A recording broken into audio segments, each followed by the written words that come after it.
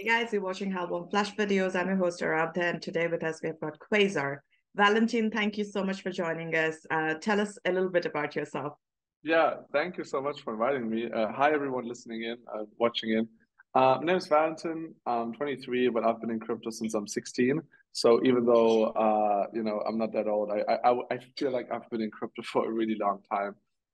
Originally from Germany, Eastern European parents, so kind of grew up seeing how people need to adapt from socialist and communist structures and financial systems to capitalist systems. Found passion very early for tech.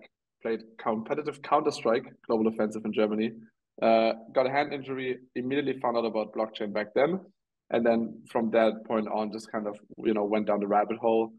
Dropped out of philosophy. Got accepted to Draper University, which is Tim Draper's private school in the Bay Area, and that kind of ignited the entrepreneurial journey. Co-founded two companies before. One of them died immediately, and the other one is still kicking it well today and profitable. I've also been part of a lot of early stage teams. Most of them still doing really cool stuff today, and I'm very, very happy to be here today. That's such an awesome story. Valentin, what would you like? You've been in crypto, you've been creating your companies, you went to Draper, you created Quasar. What's the one constant in your life when you look back? Most of the pleasant changes in direction that happened in my life were random moments, so to seem, but they inevitably happened because I just didn't let go. I would say it this way. So grit for sure. Maybe another one would be just like seeking information. I never went for stuff that makes my CV look better. I never really cared about how what I'm doing is perceived. I really just always went for like what I thought is cool and what I kind of wanted to do to kind of fill my own curiosity with information and just like a sponge, just take in info as much as I can. Because I figured out very early if I'm not a developer, then I need to really nail multiple other areas to be useful in crypto moving forward. So to sum up, grit, curiosity, and just the pursuit of what's cool to you is what got you along this far. Fantastic. All right, so tell us a little bit more about Quasar and what's the Quasar vision? Yeah, totally. So almost anyone in the team has, in one shape or form, experienced bad economic policies in their own countries. We have team members from Argentina, Turkey, India, again, as I've mentioned, Eastern European parents also. And we've also experienced kind of gatekeeping of access to financial access in our team as well. For example, it can be something as direct as you can't purchase US stocks, but it can also be something as you can't invest with a hedge fund unless you have like $250,000 cash, right? So even within the free market economy of the Western society, we still experience like gatekeeping. You can't purchase into a commercial real estate project just because you don't have $10 million, even though you feel like it would be a pretty sure way to use your money efficiently. And so what happened early on in the team's journey is we realized that as markets mature, you get a disconnect in people that know what they're doing, either because they have acquired knowledge or time to acquire knowledge, and most other people which rightfully don't have a lot of time to look into finance or never got a proper education to look into finance, never cared about it. I mean, all of these are actually valid reasons, right? Like we're not born to become financial experts, right? And once you have this disconnect happening in the maturity of a new market, you get to a point where profits are very consolidated on the top. Very, very consolidated. If you look at the gold rush, right, in the beginning, everyone found gold, but then as it got less and less accessible, only the ones with the best machinery, time, and knowledge were able to find the last creeks where you could find gold. And same thing happened with DeFi summer, right? In DeFi summer, arguably almost anyone could make money in some shape or form, or early Bitcoin days. But now you really need to know what you're doing to find, percentage yields over 8 or 10%. And so as the market matures, you get the need for asset management, right? The issue with asset management crypto, though, is everything. First of all, we have been bitten by custodial services so many times, right?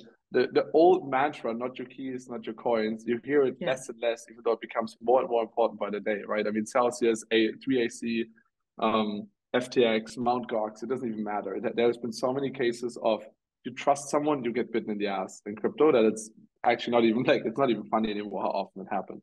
Yeah. Secondly, you can't build reputation track record in a young market.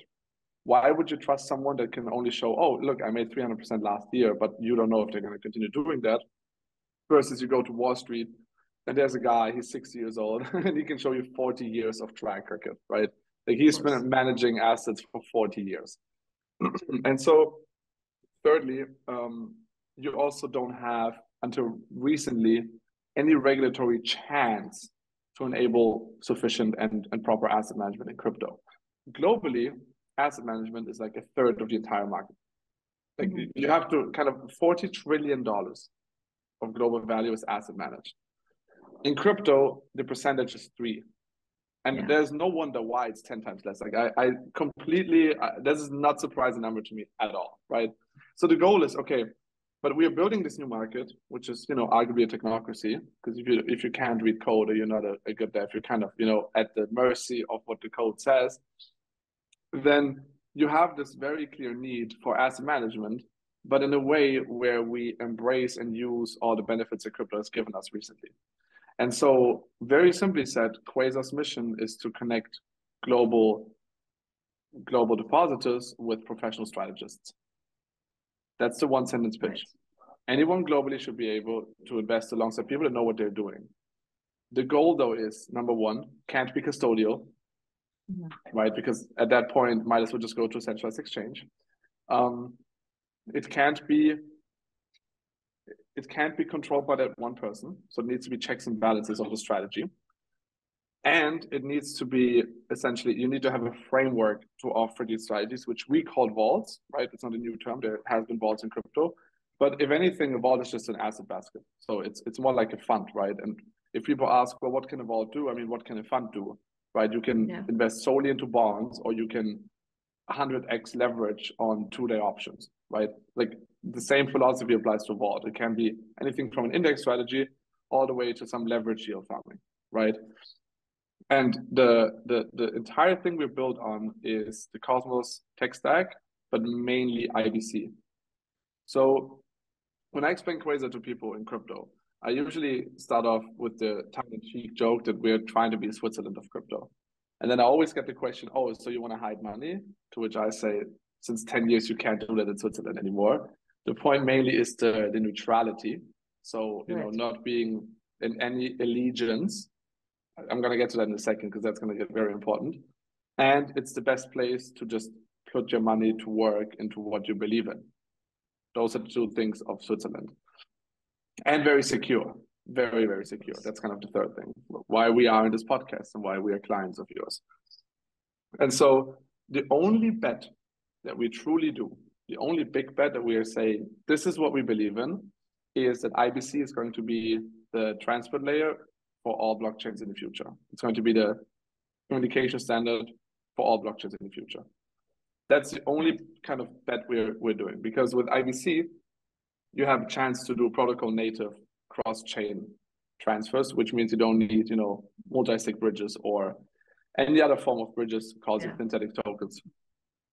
And that is the key, because if we want to offer financial services to the globe, then we can't discuss why Solana is worse than Cardano or Cardano is better than Solana.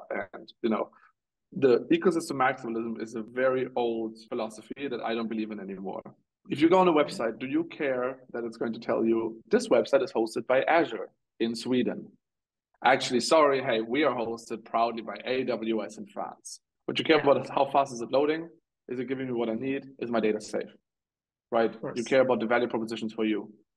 And for me, the same thing is going to happen in the future of crypto. Do I have my personal opinions of what I prefer over other ecosystems? Of course. But at the end of the day, liquidity doesn't lie, because liquidity is people's decision-making and where they want to put their money in.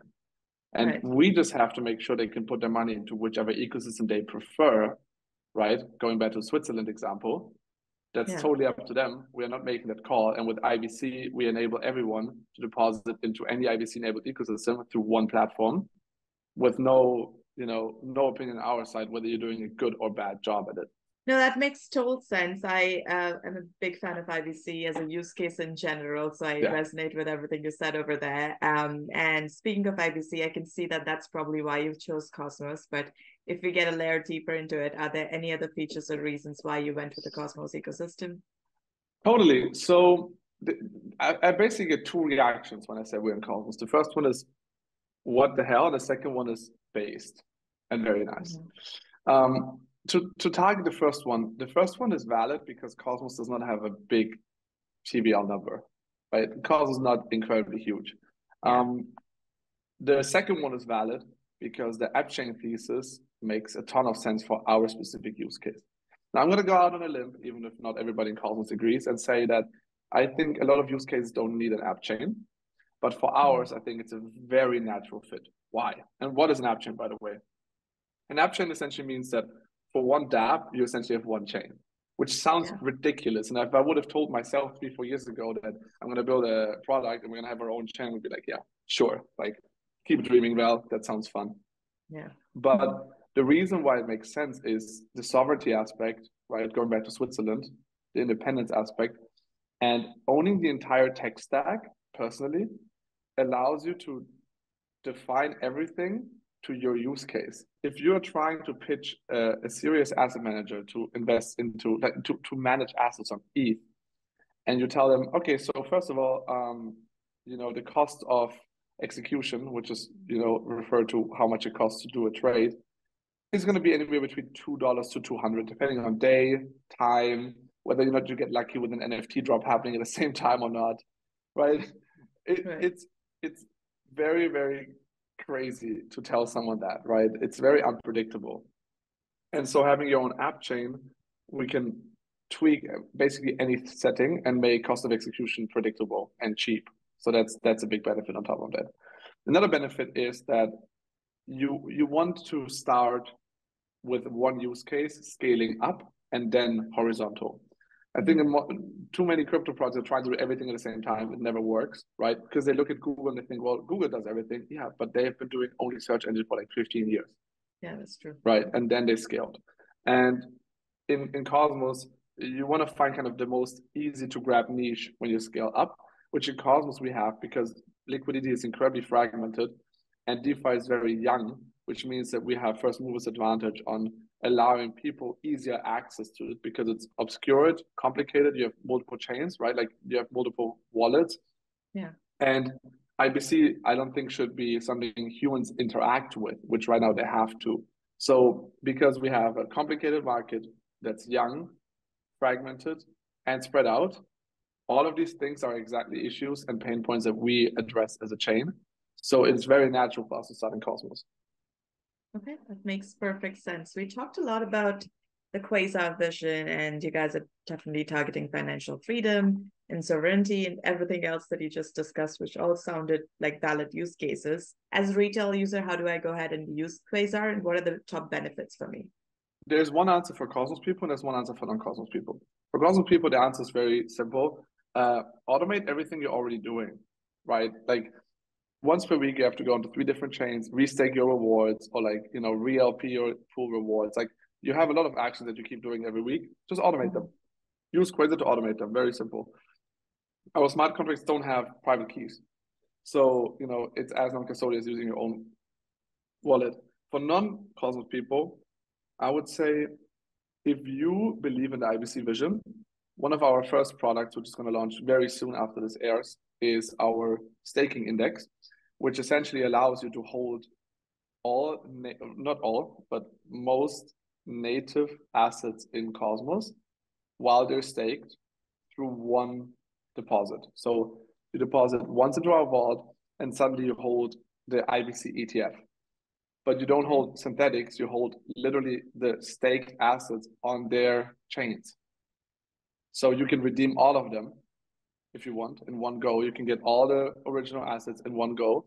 All of them are staked automatically for you, and staking rewards are restaked automatically, which means that our ETF is going to be the most accurate representation of how well IBC is doing. So if you believe in IBC, our ETF is probably the product for you.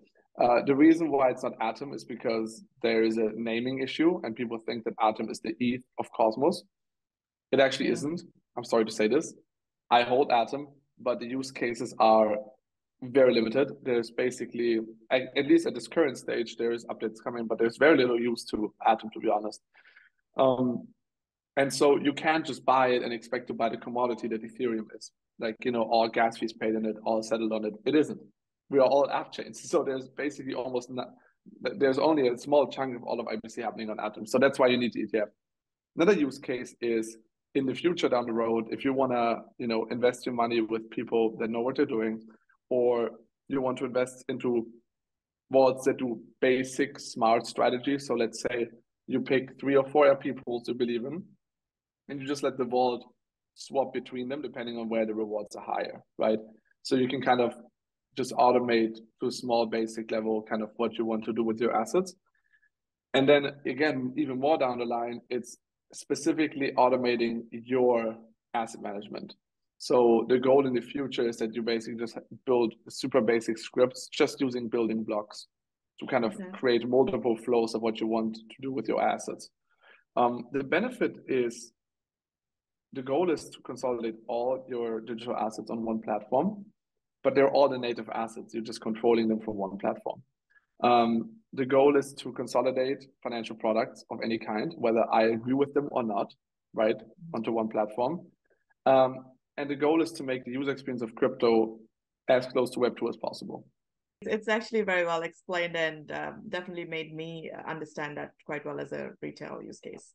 Thank you. All right, so let's talk about the utility of the QSR token and what are the tokenomics around it. It's interesting in Cosmos because I would argue it's the ecosystem where it's the easiest to find utility. Because if you're your app chain, that means all your transactions are paid in the gas of your own token already, right?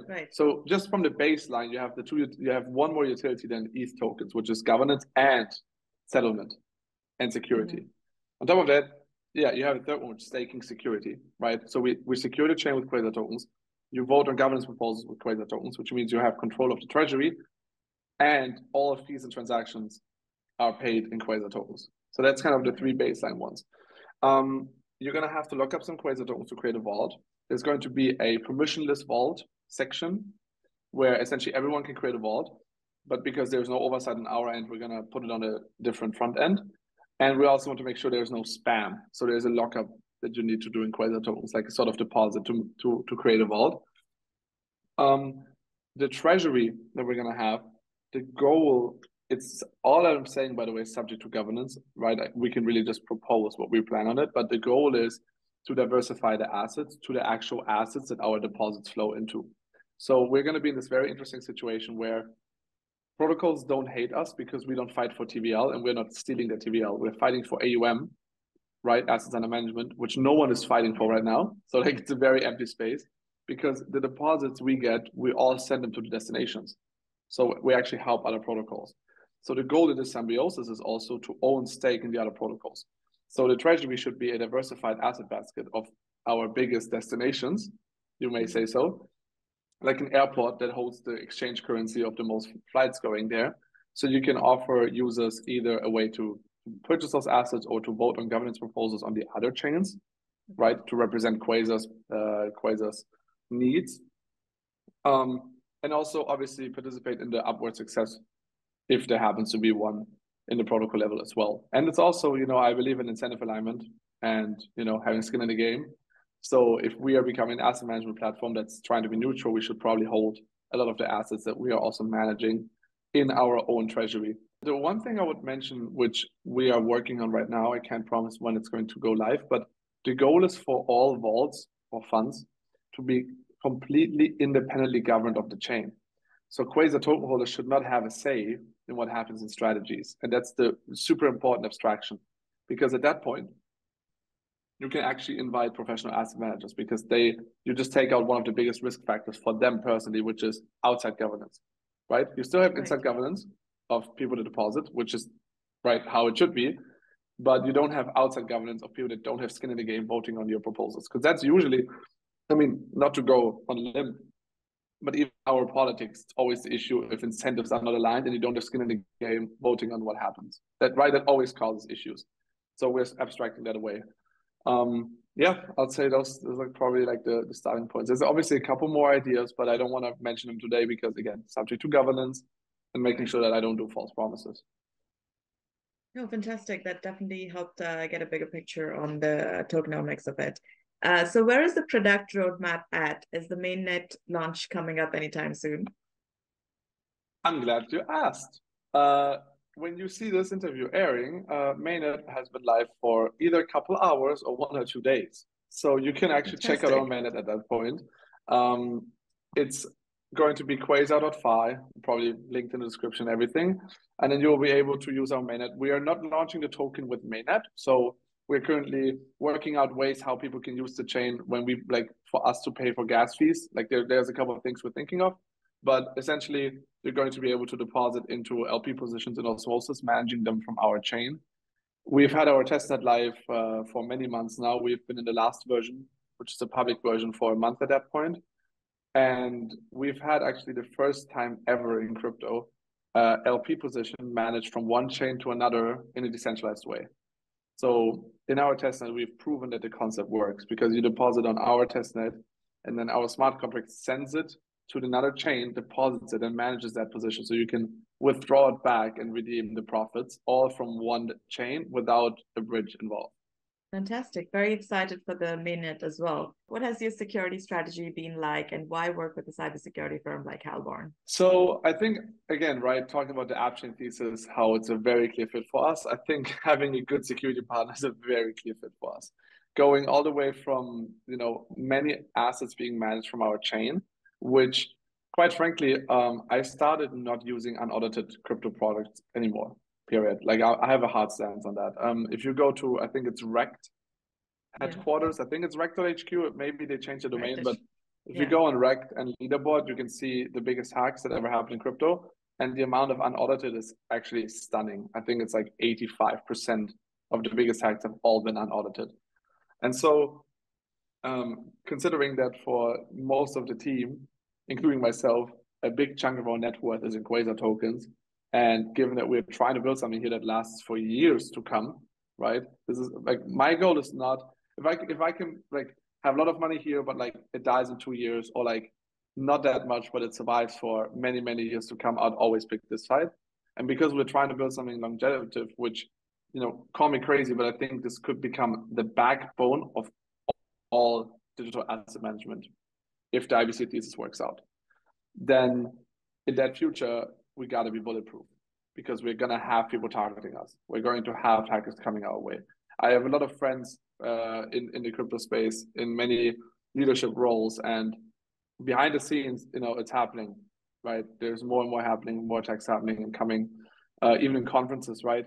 And not to sound paranoid, but again, if we are trying to be serious about what we do here, then security is not an expense. It's an insurance premium you have to pay.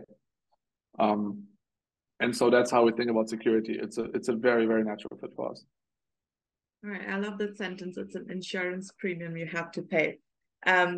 Great. So Halborn team has had a great time working with you guys. Any comments on the work done so far, and what did you specifically like about it? Or not? No, I mean, we have, as you know, a very deep ongoing engagement, month after month. So you guys are doing something for us every month because we're also pumping out code every month. So, got to keep the train rolling. It doesn't help if you're 20% audited and 80% unaudited, right? That's not the goal of the game. I think the team is really happy with how integrated we've become slowly, right? There's always obviously ways to improve, which, come from both sides, but we're currently working through kind of really making you guys an integral workflow of our development pipeline, which I think is getting the team excited because they're getting to know the guys, they're getting to know the people at Halborn, and kind of seeing them as an extension of what we are doing. And overall the quality is really good. We've gotten a report from you guys in our earliest testnet, I think at this point almost a year ago. Time flies. And while we knew about many issues because it was an internal testnet, we had one admin account controlling everything. It was very useful to just see the entire list of like everything structured with like risk level and ways to exploit it. Because it gives us a peace of mind to know that, you know, I believe in my dev team and I think we're really, really good at what we do. But being really, really good does not mean being perfect. And having another set of professional eyes going through everything and actually looking at it not from someone that has, you know, written the code for the last 4 weeks that gets blinded by the code, right? I mean, we've all written stuff and don't see mistakes we've written because we've been writing a document for a month to come. Having someone as experienced as my team looking at that fresh with the sole goal of trying to find an exploit or messing with it is really valuable. It gives us a dry run of what the real world would have tried to do. Right. That's fantastic to hear. I mean, yeah, I guess from a security perspective, always getting an external opinion goes a long way in seeing what could have possibly been thought about that your coders didn't think of immediately. All right, Valentin, it has been an absolute pleasure talking to you and finding out a little bit more about Quasar, the strategy, and really looking forward to the mainnet launch, of course. Yeah, have a great one ahead. Thanks so much for talking to us.